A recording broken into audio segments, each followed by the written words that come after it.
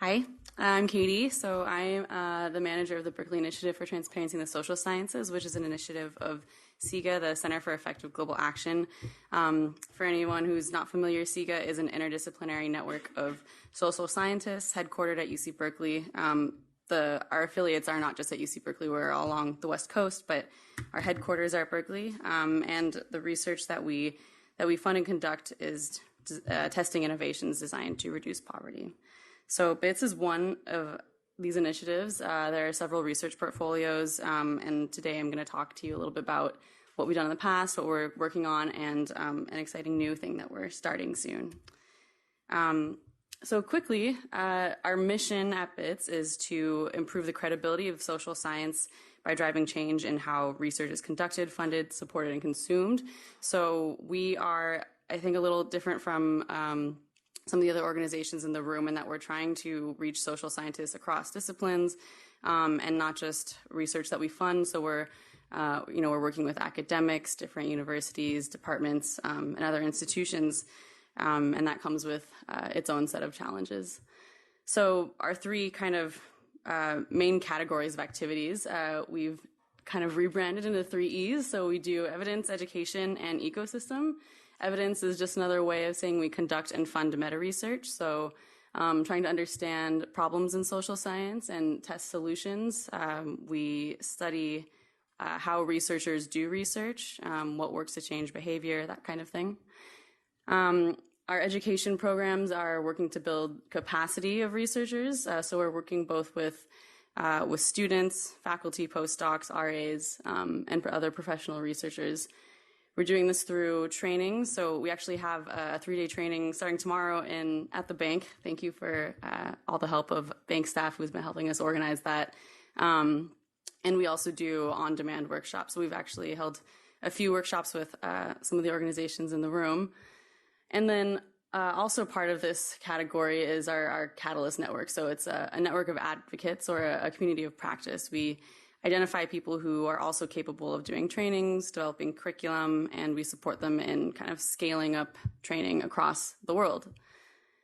And then last, and I'll talk about this a little bit more throughout the presentation, we've kind of pivoted away, not necessarily away, but we've started focusing more on trying to understand how to change the larger system of social science. So evidence and education are really helpful in kind of building momentum from the ground up, but we also understand that there are a lot of incentives in academia that are not necessarily aligned to encourage best practice. So we work with institutions to help them implement and design policies that incentivize or enforce these practices. And I'll talk a little bit about that later. Just a quick overview of some of the meta research we've funded. And I think Ted will actually discuss some of this a little bit later as well. These are a few highlights from our SMART portfolio, so the Social Science Meta-Analysis and Research Transparency Grants.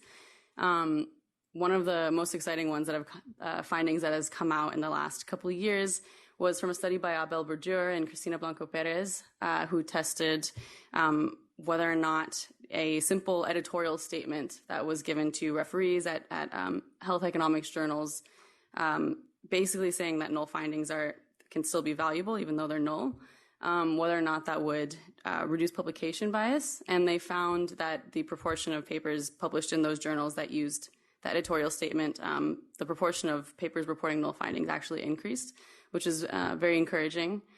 Super inexpensive kind of intervention. And then I think a lot of you have probably seen the comment in Nature by Sebastian Galiani, Paul Gertler, and Mauricio Romero talking about journal open data policies. Their main lesson that they took from their paper was that open data policies are a good start, but they're not enough necessarily to effectively support reproducibility. I'm going to skip the last 3 because we might talk about them later. And then our education program. So we've built a curriculum over the past 7 or 8 years now, actually, on what are the most important things to teach grad students and early career researchers about what are best practices for transparency and reproducibility. So we generally start with what are the threats, publication bias, misconduct, and degrees of freedom. We talk about registration and pre-analysis plans. We're starting to talk more about power planning. And then we always get into tools, so using version control, commenting your code well, dynamic documents, sharing data, code, and materials. We also generally talk about transparent and reproducible meta-analyses. And then something that we are starting to talk a lot more about is ethical research practices. So securing, managing your data with security in mind and de-identifying for privacy. I'm going to show you a few charts here on the right. These are just data from our RT2s, so our research transparency and reproducibility trainings, and some of our workshops that we have led. So the sample size is very small, and as many of you know, it's hard to get people to take follow-up surveys, but the results are encouraging. At 1 month after going to our training, there are more than 80% of our participants are pre-registering, or at least they have in the last year. 6 months. And then data sharing also tends to go up, although not as much, and version control. So like I said, not necessarily like a rigorous analysis, but it is encouraging to us that we are making some kind of impact on our participants. Okay, so this last category of activities of ecosystem building, I mentioned earlier, we work with institutions that are either funding research, conducting research, or supporting the system of academia and research in some other way. And we also are working with people who actually develop infrastructure. Oftentimes this is online, but in other ways as well. So I'll just give you a few examples. We worked with the Inter-American Development Bank last year to develop a technical note, which was a guide on best practices for transparent, reproducible, and ethical research. And I should also mention that we being an initiative of SIGA, we've also developed a transparency policy for SIGA-granted funded research. I think Ted will also talk about results-blind review at the Journal of Development Economics later, but we worked with the editors to adapt registered reports, which is what is generally called in psychology and other social sciences, for the discipline of economics, specifically development economics. We helped them create templates for submission. We wrote FAQs, and Alex has done quite a few interviews with people who have submitted papers, trying to understand how the process worked for everyone so it could be more efficient. So this is actually, it's no longer a pilot. They are taking registered reports or results-blind review on as a regular submissions track, and we were also excited to learn this year that experimental economics is piloting this. So to our knowledge, these are the only 2 journals in econ that are doing this so far. Another part of ecosystem building is open policy analysis. This is a newer initiative that Fernando is heading. So this is adapting open science practices for policy analysts. He's developed a framework. He's working on a few case studies. The most recent one that came out was an open policy analysis of Elizabeth Warren's wealth tax plan with Gabe Zuckman and Emmanuel Saez. And we're also working on community guidelines. So if anyone is interested in policy analysis and adapting open science for it, we'd love to get feedback on the guidelines. We want this to be something that everyone finds useful in the community. And then lastly, a kind of newer initiative is our forecasting project. We're working with Stefano Della Vigna and Eva Vivalt to develop a platform that will collect and catalog the forecasts of social science studies, starting in economics, potentially eventually reaching other disciplines. So this is one of our, I guess, more younger initiatives. So there is a platform up. You can't give predictions yet, but there is something there. We kind of took the convention of the AA registry and called it socialscienceprediction.org. Thank you. So we're excited to see how this goes. I think by the end of the year, we'll have at least 1 or 2 case studies up there that people can give forecasts on. Okay, so I don't know that I actually need to motivate computational reproducibility for everyone in the room, but I'll do this quickly anyway. I think the last two talks have done a pretty good job at doing that already, but some of you might recognize the figure on the bottom right as the Garden of Forking Paths. So the red line would be a paper, basically, or B at the very end would be the results that you would see in a published paper, and A would be the path to getting there. So we all know that there are lots of other analytical choices that researchers can make.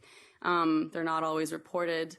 So pre-registration and pre-analysis plans are very helpful in that regard. But computational reproducibility, we believe, is a fundamental first step. And so I'm going to first actually give some definitions so we're all on the same page. For the next few slides, when I use the word replication, I mean using new data, but the same analytical choices as an original study.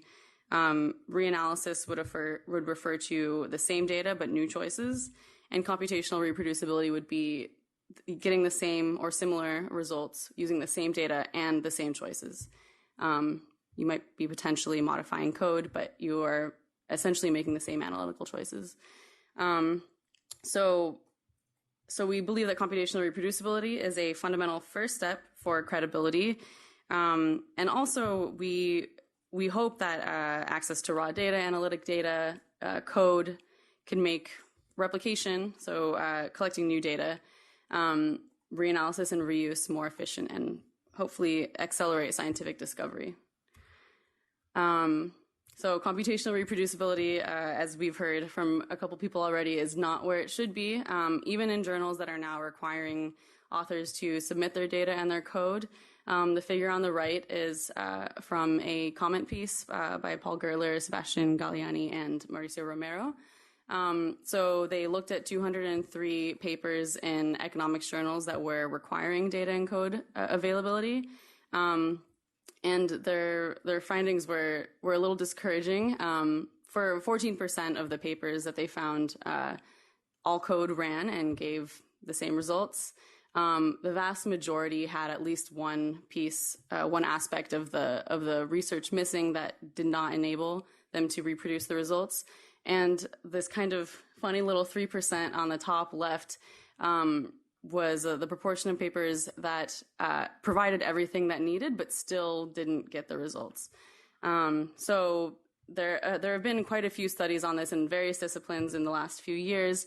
So estimates for journals that do require this, the estimates of computational reproducibility ranged from as low as 1.6% to only 43%. So we can definitely get better. So we are starting a new project at BITSS called Advancing Computational Reproducibility in Economics, or the ACRE project. As I mentioned, it's a fundamental first step. We also know that we don't know what the level of computational reproducibility of most published work is. And I think we can all agree that replication and reanalysis are really important tools for assessing credibility and validity, but they can often, the process of doing these can often be more adversarial than constructive. So we are, I'll get that in a second. We would like to kind of facilitate a more productive conversation, starting with actually getting the same exact results that are reported in a published paper. And then I think I can't remember who mentioned this, it might have been Kiesler, alluded to earlier that on a practical level, the AEA is now going to start enforcing a new data and code availability policy, or an updated one. They've already had one for a while, which is going to require pre-publication verification for all AEA journals. And I think Lars and most people would expect that this is not going to be the easiest process. I think I actually won't speak for Lars, but my understanding is that they'll be rolling it out kind of slowly, with the understanding that researchers are going to need guidance for actually complying. Thank you. So our goals are fivefold. We'll be doing what we've been doing for a while. We'll be delivering training and creating resources for publishing economists on conducting reproducible research, or at least reporting on it in order to facilitate this verification. We're also working on developing graduate curriculum for students who will be conducting replications or reproductions in their coursework. And part of a secondary motivation for that activity is we are going to try to crowdsource reproductions for already published research to try to understand the level of computational reproducibility across different subdisciplines in economics and different journals. So we'll develop an online platform, kind of like, again, with the convention, social science reproduction potentially.org, that would catalog reproductions and the associated materials. It wouldn't be a repository or anything. It would mostly kind of like a pseudo repository that points to other places where people can access data and other materials. So the kind of overarching goal of this is to try to improve the computational reproducibility of both published and future work, and also facilitate reuse in order to make it easier to build on what's already been done. So I'll talk briefly about the crowdsourcing aspect of this. So as a lot of you probably already know, a lot of grad students already do this in their coursework, but the results of their work often is not published for various reasons. But our hope is that we can work with them to kind of standardize how they're reported, not necessarily publish their results in a journal or anything, but report it somewhere that people can see. And so we'll be working on developing guidance and helping standardize criteria for both assessing and improving reproducibility.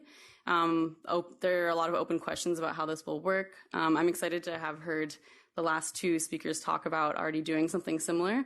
And then I already mentioned the platform. And then this is my last little bit. Open questions. So we haven't started this initiative. We've started piloting the curriculum, but we haven't built the platform, and we haven't tested or disseminated the curriculum to more than a couple courses. So one thing we're excited to hear everyone talk about later during one of the panels today are how do we define reproducibility? Are there certain criteria that we should be considering? We think that reproducibility exists more on a spectrum. It's usually not reproducible or reproducible. It's usually somewhere in between. And how can we assess that? Another kind of potentially sticky question is around anonymity. So a lot of grad students usually don't publish their work, partially because they might be worried about their reputation, especially if they're trying to reproduce the work of someone more senior. But also correspondence with original authors we think will be very helpful in this process. So we want to find a way to balance the two. Can we help people remain anonymous while also working with authors? We are not sure how we'll apply this to studies that use restricted data sets. That's another topic I think we'll discuss later in the day. Prioritizing studies to reproduce, I think a lot of that will come out of once we have built up a certain body of understanding of the reproducibility of various subdisciplines, then we might be able to identify where there are larger gaps. And then the last open question is something that I think a lot of people in the open science movement are starting to think about now, and that's sustainability. So BITSS will hopefully exist for more than 3 more years, but we don't necessarily want to be maintaining and owning this platform just by ourselves. We would love for it to be owned by the community of economics and other social scientists, but that also requires work. So that is an open question, and that's actually it. So we'd love any feedback, and thank you for listening.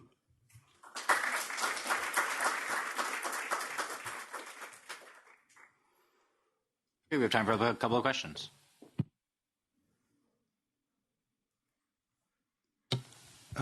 Thanks, Katie. That was interesting. Sorry, I'm going to ask you this question. I probably could have asked it after any one of the presentations, but we keep talking about reproducibility and push-button replication, and there's part of me that's wondering whether the sort of low-hanging fruit, which is the 3-hour push-button replication, is giving us a false sense of assurance in the sense that, like, if somebody has coding errors, we're going to reproduce their coding errors and show that you get the same result. Like nobody's double coding, or do I understand that right? That we're really just like focusing a lot of attention on rerunning code that could be wrong? I think so. That's definitely the first step. One thing that we want to do with this project, though, is work with students to actually either potentially modify the code in order to get it to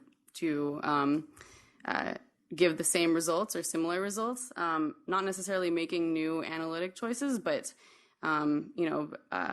modifying it in a way that gets it a little bit closer. We think this will probably be a pretty iterative process.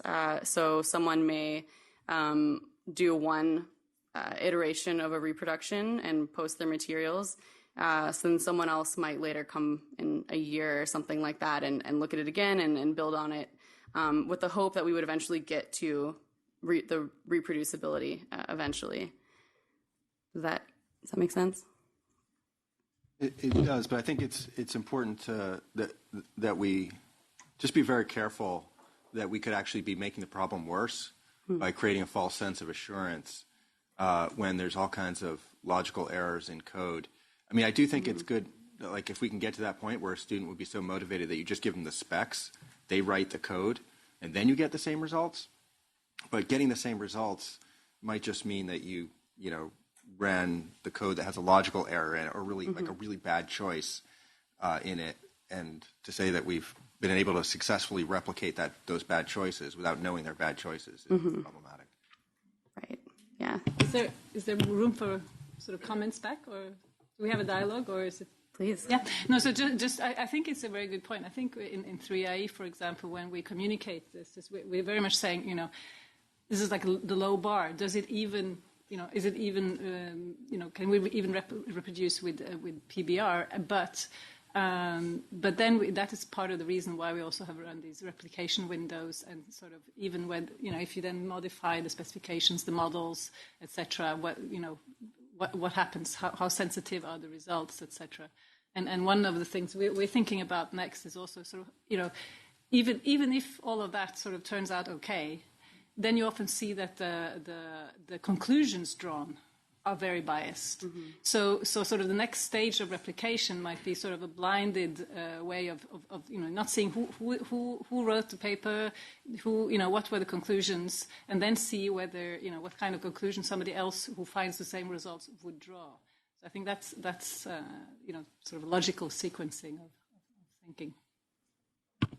Can I add to just I do think also that it's very important, and it's important to not lose the larger context, right? That this is just one thing, and understand what is that we're verifying. But our experience, at least with one of these verification services that we work with in the Odom Institute at UNC, is just that when they go through the computational reproducibility, even if it's just asking the authors for more information to run the code, it helps improve all the results itself, the documentation and everything, in a way that they might correct something or figure out something that could have been done better in the code. So I think it's I think there is a result from just even trying to do that it's probably it's not strictly just running the code, but it's being more aware of that. It's like when you do unit testing, when you're programming, right? You're being more aware that what you're coding is correct. At least that's what they found with now several replication or reproducibility studies there. If I could just add just one thing, just to build on what Katie said, that in the kind of templates we've developed so far, it certainly would go beyond just sort of rerunning the basic code to assess robustness, to, so there's kind of a range of things that those doing the crowdsourced replications could do, but the hope would be they'd go beyond just sort of pressing a button, and they'd be able to understand the analytical choices and critique them, or, determine if there are some errors or things that could be improved. So I think the hope is it could build on that. There's also this kind of secondary goal, which I think you've alluded to, that replication or reproduction can be a pedagogical tool. So when graduate students are going through this, they're learning how other people have made decisions, how they might apply practices to their own